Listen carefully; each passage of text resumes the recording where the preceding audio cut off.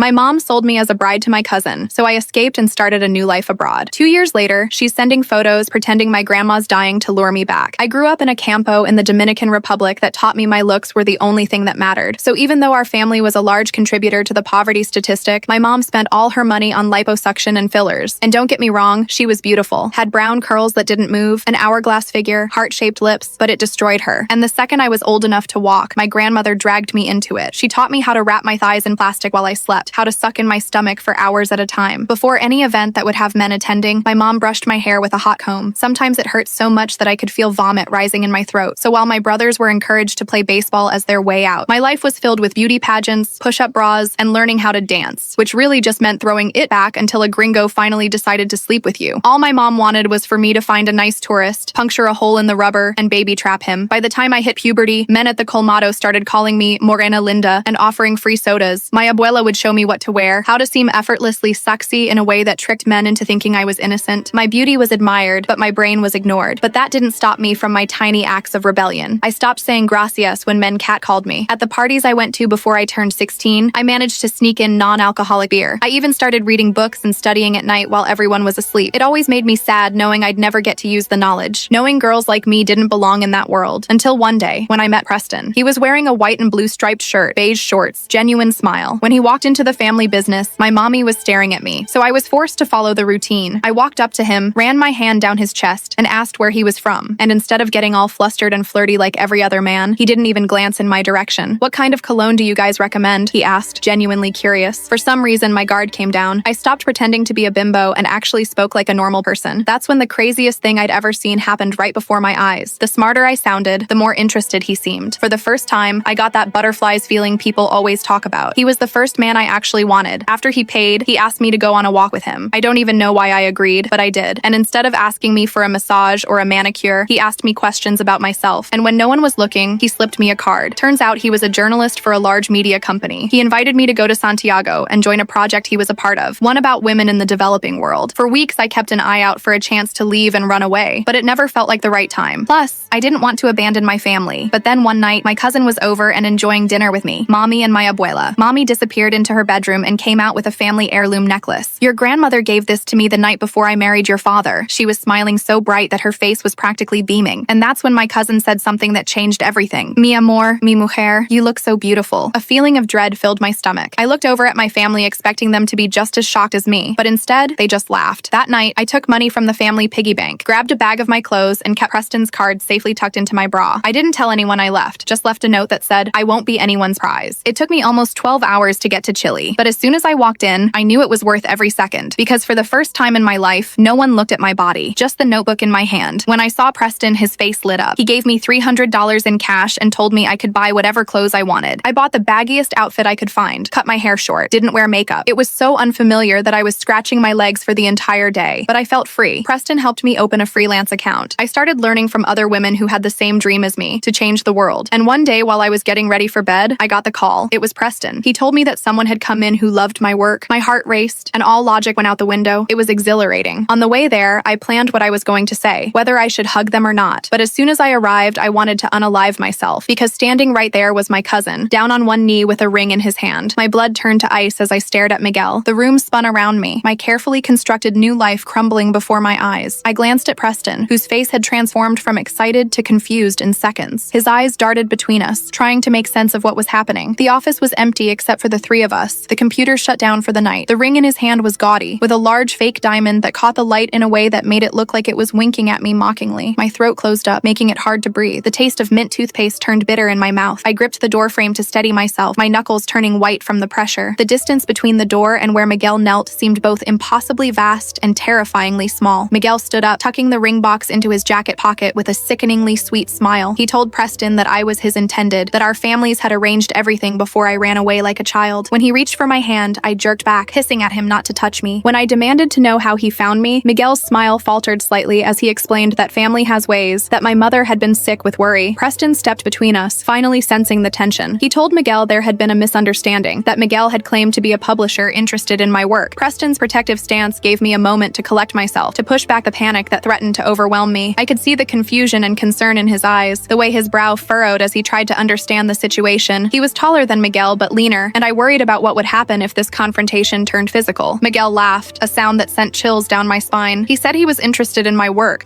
as his wife, bearing his children, keeping his home. Looking at me over Preston's shoulder, he informed me that plane tickets were booked for tomorrow, that my mother was waiting. His laugh echoed in the empty office, bouncing off the walls and surrounding me like a physical threat. When he spoke of my work as his wife, he made a crude gesture with his hands that made my stomach turn. The mention of children, his children, made me feel violated, as if he had already claimed ownership of my body and its functions. My legs nearly gave out. Tomorrow, he planned to drag me back tomorrow. I backed toward the door, telling him I wasn't going anywhere, that I'd left that life behind. Miguel's face hardened as he accused me of abandoning my family and responsibilities to play pretend journalist with gringos. He gestured dismissively at Preston, who looked completely lost but stood his ground, telling Miguel to leave since I clearly didn't want to go with him. The door handle pressed into my back as I retreated, cold metal through the fabric of my sweater. My vision narrowed, focusing only on Miguel and the exit, calculating whether I could make it out the door before he could reach me. The office that had become my sanctuary now felt like a trap, with too much distance between me and escape. When Miguel called my work pretend, heat flashed through my body, temporarily replacing fear with anger. The articles I had written, the research I had done, the voice I had found, none of it was pretend. It was more real than anything I had ever done in my previous life. Miguel reached into his pocket and pulled out his phone, offering to let me speak to my mother. I could hear her voice coming through the speaker, pleading with me to come home. The sound of her voice, manipulative as it was, still tugged at something deep inside me. For a brief, terrible moment, I wavered. My mother's voice was thin and crackling through the phone's speaker, but I could hear the familiar cadence, the way she emphasized certain syllables, the slight tremor that appeared when she was trying to manipulate emotions. She was crying, saying my name over and over, asking why I would hurt the family this way, why I would abandon them after all they had done for me. The guilt was immediate and overwhelming, washing over me in a wave that threatened to drown my resolve. Images flashed through my mind. My mother cooking my favorite meals, braiding my hair when I was small, working long hours in our shop to provide for us. Despite everything, she was still my mother, and hearing her distress caused an almost physical pain in my chest. Then I remembered the plastic wrapped around my thighs at night, the hot comb burning my scalp, the way my family laughed when Miguel called me mi mujer at dinner. I straightened my spine and found my voice, telling him to inform my mother I was sorry she was upset, but I wasn't coming back. The memories came in rapid succession, the constant criticism of my appearance, the way my intelligence was dismissed, the plans made for my life without my consent. I remembered the nights I cried myself to sleep because nothing I did was ever enough. The mornings I woke up hating my reflection because I had been taught to see only flaws. I remembered the way my mother had nodded approvingly when Miguel called me his woman, the way she had fastened that necklace around my neck like a collar. As these memories flooded back, I felt my resolve strengthen. My voice, when I finally spoke, was steady and clear, cutting through my mother's pleas and Miguel's expectant stare. I stood taller, no longer pressed against the door but standing firmly in the middle of the room, claiming my space. Miguel's face darkened with rage. He lunged forward, but Preston blocked him, firmly telling him that I'd made my choice and he needed to leave. Miguel glared at Preston, then at me, warning that this wasn't over, that family doesn't give up so easily. He stormed past me, bumping my shoulder hard enough to make me stumble. Miguel's movement was so sudden that I didn't have time to flinch. His face transformed from manipulative charm to naked fury in an instant, his features contorting into something barely recognizable. When he lunged, his hands were outstretched toward me, fingers curled like claws ready to grab, to possess, to drag me back to a life I had escaped. Preston's reaction was immediate. He stepped directly into Miguel's path, his body becoming a physical barrier between my cousin and me. Though Preston wasn't particularly large or imposing, in that moment he seemed to grow in stature, his presence filling the space between us. His voice, when he told Miguel to leave, held no room for argument. It was a command, not a request. When Miguel bumped into me on his way out, the force of it sent me sideways, my hip colliding painfully with the edge of a desk. The physical contact felt like a violation, a reminder of how he viewed me as something he could push, pull, and position according to his will. The door slammed behind him with such force that the windows rattled, the sound echoing in the now silent office. When the door slammed behind him, my legs finally gave out. I sank into the nearest chair, trembling uncontrollably. Preston crouched beside me, apologizing profusely. He explained that Miguel had contacted the office claiming to represent a publishing house interested in my pieces on women's experiences. I nodded, still shaking, and told him it wasn't his fault, that Miguel was persistent. The chair I collapsed into was cold and hard, but I barely noticed. My entire body was trembling, not just my hands, but my legs, my shoulders, even my jaw, making my teeth chatter as if I were freezing. Sweat beaded on my forehead despite the air conditioning, and my stomach churned threateningly. Preston's face was pale with concern and guilt as he knelt before me, his hands hovering near mine but not touching, respecting my space even in this moment of crisis. His apologies tumbled out in a rush, explaining how Miguel had emailed the office with a professional-looking signature, how he had spoken eloquently about my work, how convincing his interest had seemed. With each word, Preston's distress grew more evident. He blamed himself for bringing this danger to my door. I wanted to reassure him, to absolve him of guilt, but speaking required more energy than I could muster. My throat felt tight. tight, constricted by fear and the effort of holding back tears. When I finally managed to form words, they came out in a whisper, assuring Preston that Miguel would have found me eventually, that his determination was a force I had always known I couldn't escape forever. When Preston suggested calling the police, I shook my head. Miguel hadn't done anything illegal, and involving police would only complicate things. I needed to move immediately. He knew where I worked now, and would find out where I lived soon enough. The thought of police involvement sent a fresh wave of panic through me. In my experience, authorities rarely helped women in my situation. They would ask questions I couldn't answer, demand documentation I didn't have, possibly even contact my family for verification. And Miguel had done nothing technically illegal. He hadn't physically harmed me, hadn't explicitly threatened me. He had only come to propose marriage, an act that would seem romantic rather than terrifying to an outsider who didn't understand the context. Besides, involving police meant creating a record, leaving a trail that Miguel could follow. What I needed was to disappear again, to become invisible to the eyes that were searching for me. The urgency of this realization gave me strength to push through the paralyzing fear, to start thinking practically about my next steps. Preston helped me back to my apartment, insisting on checking inside before letting me enter. Though it was clear, I couldn't shake the feeling of violation. Miguel was in Chile. He'd found me. The walls that had once felt like protection now seemed paper thin. The walk back to my apartment was tense, both of us constantly looking over our shoulders, jumping at shadows and the sound of footsteps behind us. The city that had become my home now felt hostile, filled with hiding places where Miguel might be watching, waiting. Preston kept himself between me and the street, his body language alert and protective. My apartment building was small and unremarkable, with peeling paint on the exterior and a security door that never quite closed properly. As we approached, I scanned the street for any sign of Miguel, a figure leaning against a lamppost, a car with a driver watching the entrance, any indication that I had been followed. Though I saw nothing suspicious, the fear remained, a cold weight in my stomach. Preston insisted on entering first, checking each room of my tiny studio, the main living area, the bathroom, even opening the closet and looking behind the shower curtain. Though the apartment was obviously empty, his thoroughness was comforting, an acknowledgement that my fear was valid, not paranoid. Once inside, the space that had become my sanctuary felt contaminated. I looked at my possessions, the books carefully arranged on makeshift shelves, the plants I had begun to nurture on my windowsill, the colorful throw pillows I had bought to make the place feel like home, and wondered how quickly I would need to abandon them. The thought brought a fresh wave of grief. I was tired of leaving things behind. I threw clothes into my backpack while Preston made calls, looking for a safe place for me to stay. Every sound from the hallway made me jump. Preston finally told me his friend Valentina had a spare room on the other side of the city where I could stay until we figured something out. I nodded gratefully, too numb to speak. My hands moved automatically, grabbing essentials and stuffing them into my backpack with little thought for organization. Underwear, t-shirts, my toothbrush, the notebook where I kept ideas for articles. I moved quickly but quietly, as if Miguel might hear me packing from wherever he was in the city. Each creak from the old building sent a jolt of adrenaline through my system. Footsteps in the hallway, a door closing on another floor, the elevator humming as it moved between levels. Preston paced near the window as he made calls, his voice low and urgent, explaining the situation without providing specifics that could be overheard. I caught fragments of his conversations. Needs a place tonight, not safe here, just until we figure something out. Between calls, he would glance at me with worried eyes, checking my progress, offering silent encouragement. When he finally announced that his friend Valentina had agreed to take me in, the relief was so intense that my knees nearly buckled again. The fact that this stranger was willing to shelter me, to potentially put herself at risk for someone she had never met, brought tears to my eyes for the first time since Miguel had appeared. These were not tears of fear, but of gratitude, of being seen as someone worth protecting. As I zipped my backpack, I noticed the family heirloom necklace sitting on my dresser, the one I'd received in the mail weeks earlier from my mother, a silent plea to return home. I hesitated, then stuffed it deep into my bag, not because I wanted it, but because leaving it behind felt like another thing Miguel could use to track me. The necklace lay on my dresser where I had tossed it upon receiving it, the gold catching the light from my bedside lamp. I had been tempted to throw it away when it arrived, this symbol of everything I was running from, but something had stopped me. Perhaps a lingering connection to my past, or simply the practical knowledge that gold had value that might be needed someday. Now, looking at it, I felt conflicted. Leaving it behind seemed dangerous. What if Miguel broke in and found it? Confirmation that he had the right apartment. But taking it meant carrying a piece of that life with me, the very life I was trying to escape. In the end, practicality won out. I wrapped the necklace in a sock and buried it at the bottom of my backpack, where I wouldn't have to see it but would know it was secure. Valentina turned out to be a photographer who worked with Preston occasionally. Her apartment was small but welcoming, filled with plants and photographs of strong, beautiful women from around the world. She showed me to her spare room without asking questions, just squeezed my shoulder and told me to make myself at home. Valentina lived in an older building with an ornate facade and a tiny elevator that creaked alarmingly as it carried us to the 5th floor. Her apartment smelled of cinnamon and coffee, with large windows that looked out over a small park. Unlike my sparsely furnished studio, her space was filled with color and texture, vibrant throw rugs, cushions in jewel tones, walls covered in photographs that captured women in moments of strength and vulnerability. Valentina herself was nothing like I expected. In my mind, a professional photographer would be sleek and sophisticated, but she greeted us in pajama pants and a faded t-shirt, her hair piled messily on top of her head. She was older than me, perhaps in her late 30s, with laugh lines around her eyes and a streak of gray in her dark hair that she made no attempt to hide. The spare room she showed me to was small but comfortable, with a single bed covered in a patchwork quilt and a small desk beneath a window. A bookshelf along one wall held photography books and novels in both Spanish and English. The room smelled faintly of lavender, and I noticed a small bundle of dried flowers hanging from the curtain rod. That night, I barely slept. Every car passing outside, every creak in the building had me sitting bolt upright, heart racing. By morning, my eyes were gritty with exhaustion, but my mind was clear. I couldn't keep running forever. Sooner or later, Miguel would find me again. The night stretched endlessly, each hour marked by the soft chiming of a clock somewhere in Valentina's apartment. I lay rigid beneath the quilt, my body exhausted but my mind racing, replaying the encounter with Miguel, imagining worst-case scenarios, planning escape routes. The unfamiliar shadows of the room shifted and moved with each passing car, sometimes taking on shapes that made my heart race. Was that a figure by the door? A hand reaching for the window? When sleep did come, it was fitful and filled with dreams of being chased, of running down endless corridors that led nowhere, of Miguel's face transforming into my mother's, then my grandmother's, all of them reaching for me with hands that turned to claws. I woke repeatedly, gasping for breath, my t-shirt damp with sweat despite the cool night air coming through the partially open window. The first light of dawn brought a strange clarity. As I watched the room slowly brighten, the shadows retreating to reveal ordinary objects, a chair, a lamp, a stack of books, I felt my mind settling into a calm determination. Running had kept me safe temporarily, but it wasn't a long-term solution. Each new hiding place was just that, a hiding place, not a home. I needed something more permanent, something that would put me truly beyond Miguel's reach. Preston arrived early with coffee and news that Miguel had returned to the office looking for me. When Preston wouldn't tell him anything, Miguel had made threats, saying he had friends in Chile who could make things difficult for both of us. I apologized for dragging him into this, but Preston shook his head, insisting it wasn't my fault. We needed a more permanent solution than just hiding me. The coffee Preston brought was still hot, the steam rising from the paper cups filling Valentina's kitchen with a rich aroma. He looked tired, with shadows under his eyes suggesting he had slept as poorly as I had. As he recounted Miguel's return to the office, his hands tightened around his cup, knuckles whitening with suppressed anger. Miguel had apparently arrived first thing in the morning, demanding to know where I was staying. When the receptionist claimed ignorance, he had pushed past her to Preston's desk, his voice loud enough that the entire office could hear his accusations, that Preston had stolen his fiancée, that he was interfering in family matters, that there would be consequences. Security had eventually escorted him out, but not before he had made it clear that he wasn't giving up. My apology was automatic, the guilt immediate. Preston had only tried to help me, to offer me an opportunity, and now he was being threatened because of it. But Preston's response was firm. This wasn't my fault. It was Miguel's. The problem wasn't that I had sought freedom, but that Miguel refused to accept my choice. His conviction was so strong that I found myself nodding, accepting his perspective even if I couldn't fully believe it yet. Valentina, who'd been quietly listening, suggested the job in Madrid that had loved my articles. I'd almost forgotten about the international magazine that had expressed interest in my work before Miguel showed up. Preston nodded enthusiastically, pointing out that if I were in Europe, it would be much harder for Miguel to follow me, and with a work visa, I'd have legal protection. Valentina sat at her kitchen table in a silk robe, her hair still tousled from sleep, cradling her coffee cup in both hands. When she mentioned Madrid, her voice was casual, as if suggesting a weekend trip rather than a life-altering move, but her eyes were sharp, watching my reaction carefully. The magazine she referred to was a prestigious international publication that focused on women's issues globally. They had contacted me after reading an article I had written about beauty standards and economic opportunity, expressing interest in having me contribute regularly. At the time, I had been excited but hesitant, unsure if I was ready for such a big opportunity. The contact had come just days before Miguel appeared, and in the chaos that followed, I had completely forgotten about it. Preston's enthusiasm was immediate and infectious. He began listing the advantages. A European work visa would provide legal status that would make it much harder for Miguel to claim any right to contact me. The distance would make physical pursuit more difficult and expensive, and the professional opportunity would advance my career significantly. As he spoke, his hands gestured animatedly, spilling a few drops of coffee onto the table, which he hastily wiped up with a napkin. Hope flickered in my chest for the first time since seeing Miguel on his knee. When I asked if they'd still want me, Preston promised to call them right away. While he stepped outside to make the call, Valentina sat beside me on the couch and quietly observed that men like my cousin don't see women as people, but as possessions. The hope I felt was tentative, fragile, a small flame that could be extinguished by a single word. What if the magazine had found someone else? What if they had changed their minds about my work? What if they couldn't help with a visa? These questions swirled in my mind as Preston stepped onto Valentina's small balcony, phone pressed to his ear, his back to us as he paced the limited space. Valentina's observation about men like Miguel was delivered matter-of-factly, without the drama or pity that often accompanied such statements. She spoke from experience, I could tell, though she offered no details about her own past. When she said the word possessions, she gestured to a photograph on her wall, a striking black and white image of a woman breaking free from chains, her face a mixture of pain and determination. I nodded, thinking of all the women in my campo campo who had been treated the same way. My mother, my grandmother, all the girls who never got away. I confessed that my mother had arranged it, promised me to Miguel before I even left. Valentina's eyes softened as she told me that sometimes the people who should protect us the most are the ones who hurt us the worst. As I spoke about the women in my community, memories surfaced. My friend Lucia, who had been married at 16 to a man 20 years her senior, my cousin Elena, whose husband checked her phone every night, the neighbor who wore long sleeves even in the hottest weather to hide the bruises on her arms. These women had accepted their fate as inevitable, as the natural order of things. I had almost become one of them. The confession about my mother's arrangement with Miguel felt like releasing a heavy weight I had been carrying. I had suspected it for some time, but saying it aloud made it real in a way it hadn't been before. My mother had not just accepted Miguel's interest in me, she had encouraged it, facilitated it, planned for it without my knowledge or consent. Valentina's response held no judgment, no shock, just a deep understanding that made my eyes fill with tears. When she spoke of those who should protect us hurting us instead, she reached out slowly, giving me time to pull away if I wanted to, and gently covered my hand with hers. Her palm was warm against my skin, the simple human contact offering comfort without demands. Preston returned with exciting news. They still wanted me and could expedite the visa process. I could be in Madrid within 2 weeks. 2 weeks seemed like an eternity to hide from Miguel, but Valentina squeezed my hand and assured me I could stay with her, that she'd help keep me safe. Preston burst back into the apartment with an energy that transformed the atmosphere, his face alight with excitement. The magazine not only still wanted me, but they were enthusiastic about helping with the visa process. They had connections with Spanish immigration officials and could arrange for an expedited work permit. They wanted me to start a series on women's experiences across Latin America, with my own story potentially serving as the framework. 2 weeks. The time frame hung in the air between us, simultaneously offering hope and presenting a challenge. 2 weeks of looking over my shoulder, of jumping at shadows, of wondering if today would be the day Miguel found me again. The thought was exhausting, but the alternative, staying in Chile indefinitely, always running, was worse. Valentina's offer to let me stay came without hesitation, as if sheltering a stranger from a possessive cousin was the most natural thing in the world. She explained that her work often took her out of the apartment during the day, but she would make sure I had everything I needed, and she would be home every night. Her hand squeezed mine gently, the pressure a silent promise of protection. For the next few days, I barely left Valentina's apartment. I worked remotely, finishing articles and preparing for the Madrid position. Preston brought updates. Miguel had been asking around the media company, trying to get information about me from other employees. So far, no one had told him anything. Valentina's apartment became my world, its boundaries both confining and comforting. I worked at the small desk in the spare room, the window offering a view of the park below where children played and couples walked hand in hand, living normal lives that seemed increasingly foreign to me. My laptop became my connection to the outside world, to the work that had become my purpose and my escape. I wrote feverishly during those days, pouring my experiences and observations into articles that seemed to flow directly from my heart to my fingertips. Perhaps it was the confined space, or the looming deadline of my departure, or simply the need to process everything that had happened, but my writing took on a new depth and urgency that even I recognized as powerful. Preston visited daily, sometimes bringing food or supplies, always bringing news. Miguel had been persistent, approaching different employees each day, sometimes with friendly questions, sometimes with thinly veiled threats. He had described me as mentally unstable, as having run away from needed medication and family care. The lies were calculated to sound concerned rather than controlling, to paint him as a worried fiancé rather than a possessive cousin. Then came the morning Valentina burst into my room, her face pale. She pulled me to the window to show me someone watching the building, a man who'd been there for hours. I peered through the blinds and recognized one of Miguel's friends from back home. My heart sank. They were closing in. I had been in the middle of editing an article when Valentina entered without knocking, something she had never done before. Her usual calm demeanor was gone, replaced by an urgency that immediately set my heart racing. She was still in her pajamas, her hair uncombed, suggesting she had noticed the watcher immediately upon waking. The blinds in my room were partially closed, thin slats of light striping the floor. Valentina positioned me carefully to the side of the window, where I could see out without being easily spotted from below. The man standing across the street was leaning against a tree, pretending to read a newspaper, but clearly watching the building entrance. It was Javier, one of Miguel's closest friends from our hometown, a man who had always looked at me in a way that made my skin crawl. The sight of him, so far from home, so clearly on a mission, made my stomach clench with fear. Javier was known for his loyalty to Miguel, for doing whatever was asked of him without question. His presence meant Miguel had expanded his search, had somehow tracked me to this neighborhood, this building. We were no longer safe here. Preston agreed we needed to move me again. It wasn't safe at Valentina's anymore. This time, we went to a small hostel on the outskirts of the city. I checked in under a false name, paid cash, and kept to my room. Preston brought me a prepaid phone, telling me to use it only for emergencies and to contact him. The decision to move was made in minutes. The three three of us recognizing the danger without needing to discuss it at length. I packed quickly, taking only what would fit in my backpack, leaving behind some clothes and books that Valentina promised to keep for me. We left through the service entrance at the back of the building, Valentina checking first to make sure no one was watching that exit. The hostel Preston found was in a working-class neighborhood far from the city center, a nondescript building that catered mainly to laborers looking for cheap accommodation. The room was basic, a narrow bed with thin sheets, a small bathroom with unreliable hot water, a window that looked out on an alley rather than a street. But it had the advantage of anonymity. The desk clerk barely glanced at me when I checked in, too busy watching a football match on a small television to care about another guest. The prepaid phone Preston gave me was an old model, nothing like the smartphone I had become accustomed to using. It could make calls and send basic text messages, nothing more. The simplicity of it was actually reassuring. No apps that could track my location, no social media that could be monitored, just a direct line of communication to the few people I still trusted. 5 days before my flight to Madrid was scheduled, I received a text from my mother on this new number. My blood ran cold. How had she gotten this number? The message contained only a photo of my grandmother, looking frail in a hospital bed, with the words, "She's asking for you. Come home now." The text arrived while I was trying to sleep, the phone's harsh beep cutting through the silence of my hostel room. The screen lit up the darkness, illuminating the peeling wallpaper and casting strange shadows across the ceiling. When I saw my mother's name, my first reaction was disbelief. I had given this number to no one except Preston and Valentina. How had she found it? The photo loaded slowly on the basic phone, the image appearing in sections from top to bottom. My grandmother's face came into view first, her skin ashen, her cheeks hollow, her eyes closed. She lay against white hospital pillows, an oxygen tube visible in her nostrils, a hospital bracelet around her thin wrist. The sight of her looking so fragile, so different from the strong woman who had raised me, sent a physical pain through my chest. The message accompanying the photo was brief but effective, designed to cut through any defenses I had built. My grandmother had been the complicated center of my childhood, the one who had taught me to wrap my thighs in plastic, yes, but also the one who had snuck me extra food when I was hungry, who had defended me against my father's criticisms, who had taught me to read before I started school. The thought of her ill, asking for me, made all my resolve waver. I stared at the image, tears welling in my eyes. My abuela, despite everything, had been the only constant in my life. The thought of her ill, possibly dying, without me there, tore at my heart. I showed the message to Preston when he visited that evening. He gently warned it could be a trap. I knew he was right, but still wondered what if it wasn't. What if she really was sick? The tears came without warning, hot and fast, blurring the image on the screen until I could no longer make out my grandmother's face. I curled up on the narrow bed, the phone clutched to my chest, torn between suspicion and grief. Part of me wanted to book a flight immediately, to rush to her bedside, to hold her hand one last time. Another part recognized the timing as too convenient, the message as too manipulative. When Preston arrived that evening with dinner, a paper bag containing empanadas and fruit, I was still in the same position, though the tears had dried on my cheeks. Wordlessly, I handed him the phone, watching his face as he read the message and studied the photo. His expression shifted from confusion to concern to suspicion, his brow furrowing as he considered the implications. His warning that it could be a trap was delivered gently, his voice soft with compassion for what he knew must be my conflicted feelings. He pointed out the strange timing, the fact that they had somehow obtained this new number, the way the message was designed to provoke an emotional rather than rational response. But he also acknowledged that it could be genuine, that my grandmother might truly be ill, and that I had to decide for myself what to believe. Preston took my hands in his and reminded me that if I went back now, I'd never leave again. They'd make sure of it. Deep down, I knew the photo could easily be old or manipulated. This was just another tactic to lure me back. I wiped away tears and admitted I couldn't go back, not even for her. Preston's hands were warm around mine, his grip firm but gentle, anchoring me in the present moment rather than the swirl of guilt and grief threatening to pull me under. As he spoke about the reality of returning, his eyes held mine steadily, compassionate but unflinching in their honesty. If I went back now, all my efforts would be for nothing. The freedom I had fought for, the career I was building, the new life I had created, all would be sacrificed. The realization that the photo could be manipulated came slowly, pushing through the emotional fog. My mother had access to old photos of my grandmother in hospital. She had been treated for pneumonia 2 years earlier. Or this could be recent but taken out of context. A routine checkup made to look more serious with careful framing and lighting. Or, most painfully to consider, it could be genuine, but still used as a tool to manipulate me rather than out of real concern for my feelings or my grandmother's wishes. Admitting aloud that I couldn't go back, not even for her, felt like both a betrayal and a liberation. My voice cracked as I spoke the words, fresh tears spilling down my cheeks. Preston squeezed my hands in silent support, offering a tissue from his pocket, giving me space to feel the full weight of this decision without trying to rush me through it. The next morning, I woke to pounding on my hostel room door. My heart leapt to my throat as I heard Miguel's voice demanding I open the door. I frantically gathered my things, shoving them into my backpack. The bathroom window was small, but I thought I could fit through it. As Miguel continued pounding, I climbed onto the toilet and pushed the window open. Just as I was about to hoist myself up, the pounding stopped. I heard the manager's voice, then Miguel's, growing fainter as they walked away from my door. The pounding jolted me from a fitful sleep, so violent that the cheap door rattled in its frame. For a moment, I was disoriented, unsure where I was,